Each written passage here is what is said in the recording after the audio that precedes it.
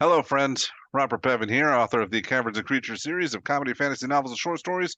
With me is Sam West, and today we're talking about the spell Sapping Sting. Zapping, I Oh, guess. It doesn't do that at all. It yeah, does if we were doing this appropriately, I'd fall over, but I'm not committing to that. reasonable. I don't want my headset to fly off, so I won't either.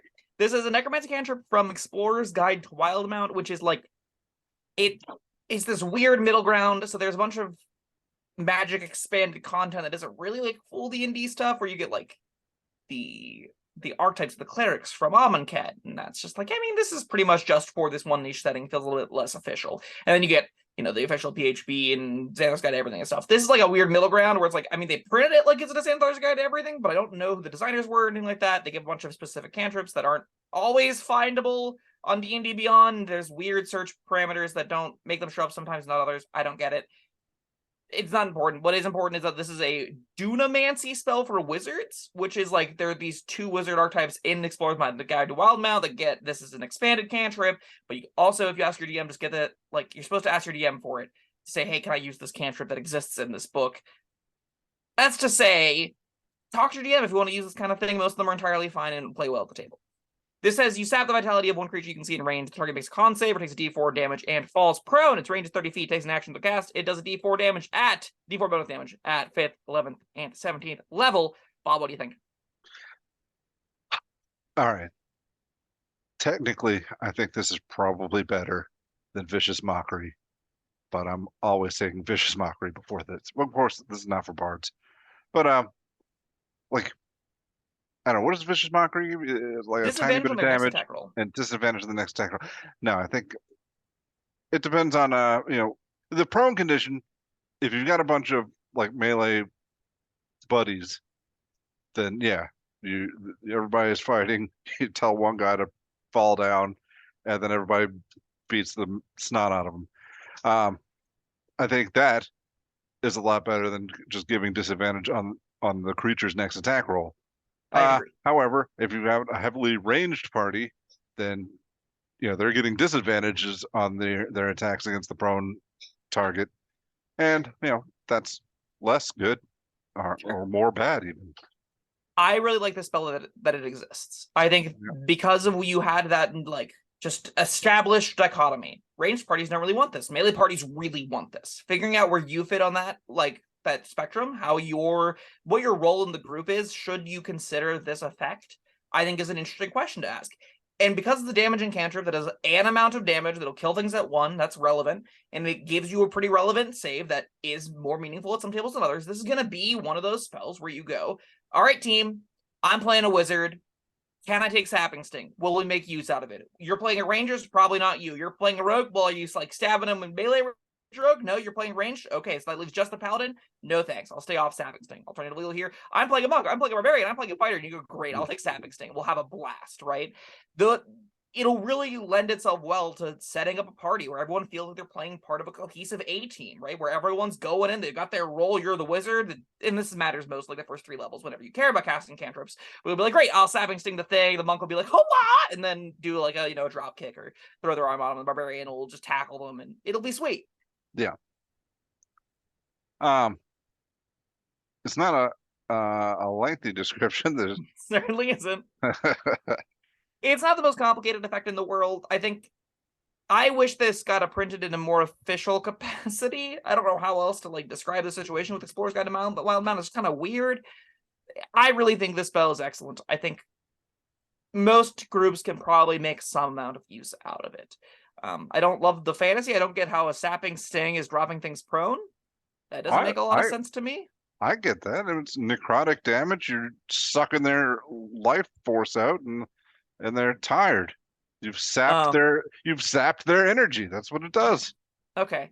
See, whenever I think of knocking things prone, like it uses the words. Oh, it uses and fall prone. Fall makes more sense there. I think of knocking things prone as like taking out their legs, like kneecapping them with a baseball bat, and this feels way different than that. But like, oh, I drain you, and you shall kneel and grovel, and they're like, ah. Yeah, sure. Yeah, Okay, that makes a little bit more sense. All right, you've walked me through this. I didn't get the fantasy, but I do now, and that's fine. I like the fantasy too. Uh, I like this more than Toll the Dead. yeah. I hate Toll the Dead. That fantasy is so dumb. It's a good cantrip, but What was it? dumb. Rings a bell or something? Yeah. Yeah. This at least is like drain. Yeah. That's neat. Okay, you convinced me. That's a nifty little element to it that I think is in its service. And necromancers in the wizard class are in desperate need of something good, so this definitely helps. That's I mean, not too long ago we talked about maddening darkness. Like I didn't feel any maddening effects from it, but this one, it kind of delivers on what it promises. It saps their energy, it's necrotic damage, drops them. Yeah. Speaking of maddening darkness, knocking things prone, I don't think I've ever mentioned this, but this is relevant in this specific case. If you knock something prone in an area that it's taking damage in, its speed is halved because it has to get up. So this is decent at if you've got someone setting up damage before their creature's turn that takes the damage. If you Sapping Sting them, they'll drop prone and may not be able to get out of the space and take more damage from it. So that's a real extra upside for it. So look at that. Good times. Good times. Prone condition's pretty solid. Just again, if you got 3 ranged characters with longbows, maybe don't take this. Of course, also, if you're talking about maddening darkness specifically, That in particular example doesn't work. You need to see them, yeah. Yeah. If you're not specifically doing maddening darkness, if you got like a wall of fire down, right? Or I guess that's also a bad example, but like some giant area like a cloud of daggers, drop them prone on a cloud of daggers, and then they have to get back up, and they're stuck in a little bit longer, and that could be. Yeah, all right. Well, that you got anything else to say about it? I think it probably deserves a. I'll give it a 4. I think there's a lot of potential upside here. I think anytime you're in a group that like if you told me a cantrip that said my team gets advantage on attack rolls this round, I'd put that on a lot of sheets. And this is what that does for a lot of tables. Now it's table dependent. And if you're at a group where in the low tier you're just like you want to go around pub stomping things, you'd be like, I'll take Sapping Sting. Everyone else play a paladin, and you'll have a great time. But like, that there's some variance here. You're gonna consider this on different character sheets, and I think that makes it a pretty excellent option. I think it's sweet. D4 damage isn't the most in the world, but it's an amount of damage. Prone condition's pretty excellent. Like, yeah, I'm here for it. I'm not as excited about the prone condition. I think advantage on all attack rolls. Yeah. Imagine an extra attacking monk, an extra attacking fighter, and an extra attacking barbarian just piling onto something with advantage. I made this argument at the beginning of the video. I know. Free Bob. Yeah. It's good. But all right, what other cantrips do that? Hear me out. Here's what I was gonna say. I was initially going to give it a 3, but then I thought, how am I going to rate Vicious Mockery, which is objectively worse? Spoiler alert, I'm going to give that a 5. So I can't give this a 3. I'll give it a 4. All right, I'll agree with your 4. We took a different path, but we got to the same place. Same destination. Yes. All right, that was Sapping Sting. Thank you, Sam. Thank you, audience, for watching and listening.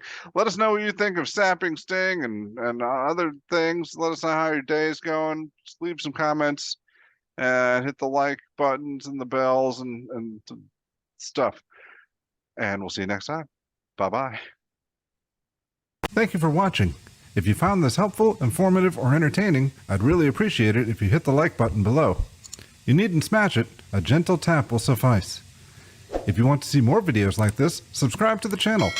And make sure you check out the links in the description where you'll find my Caverns Creatures series of comedy fantasy novels, Sam's full review of the spell, and other fun things.